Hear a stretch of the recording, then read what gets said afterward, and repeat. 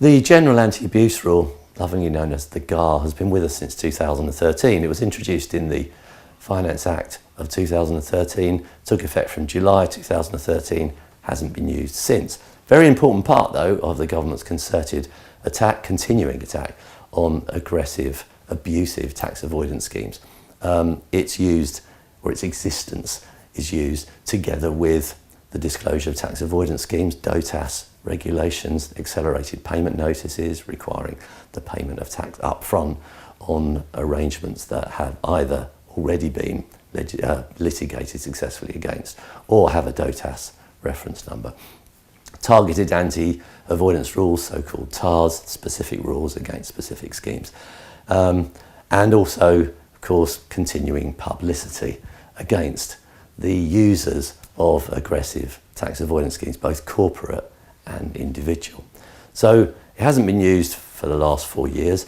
It's there and there to be used as a kind of legislative form of the substance over form judgments used in litigation, where the courts and tribunals apply their judgment by looking at the intention of Parliament and seeing if the scheme that they're looking at thwarts that intention, even though it may work within the so-called letter of the law. So the GAAR exists to say, even where we don't catch you with litigation or it's not caught by a specific piece of targeted anti-avoidance legislation, the GAAR will apply the will of Parliament. And it's quite interesting to see how this works, even though it's never been applied in practice. Well, it hasn't been until this year, which is the bit of news I'll get to. But the General Anti-Abuse Rule works for abusive arrangements that satisfy the so-called double reasonableness test. And it's so convoluted, this, I'm going to need to refer to this bit of paper.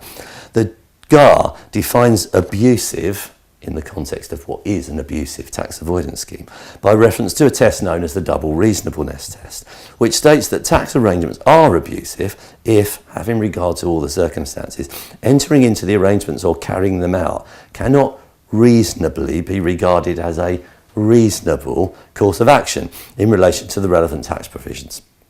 Confused? You will be.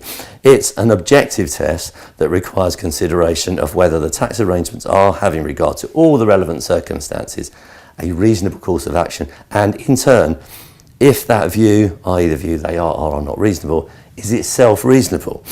So tax arrangements won't be protected from the application of GAAR just because someone holds the view that the arrangements are a reasonable course of action.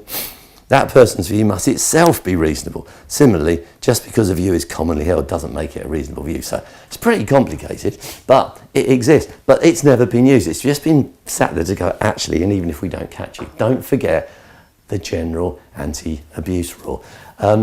As a deterrent, really, to the proliferation of aggressive tax avoidance schemes. And I think that its existence, together with actual action taken in litigation through the courts and tribunals, and APNs and DOTAS that I referenced earlier, plus publicity, have combined to really make the bottom utterly drop out of the aggressive tax avoidance scheme market. Having said all of that, the GAAR has recently actually been used in a case where an employer was looking to pay directors through the means of gold bullion. The gold bullion came with a commitment to transfer that into a trust, therefore effectively diminishing its value to nothing. And then from the trust, the individual who had the entitlement to the gold bullion, subject to the commitment, had the right to take an interest-free loan. There's always a loan in these schemes, it seems, and thereby getting their money. So most commentators thought that actually probably wouldn't have won in any case if the Revenue had issued an ordinary assessment and then it had gone through the courts and tribunals. They almost certainly would have won their case. They didn't really need to use the GAAR, did they? However, they did, and some are thinking, they maybe just used the GAAR just to show it still exists and we can still use that as a kind of PR exercise for the GAAR. Anyway, the way it worked, the process is such that before you can apply the GAAR, it has to go to the GAAR panel made up of tax specialists, and it goes through the panel to see if the reasonableness test is satisfied, and in this case it was, and the outcome of that will be that the tax will be recalculated, as it were, on the scheme on a just and reasonable basis, which basically means the tax that should have been paid had the law applied, had it should have been applied if the intention of Parliament had been properly articulated in the legislation. So that's the outcome. The GAAR has been used. And what can you take from this? Well, that reminder, the GAAR does exist and is and can be used.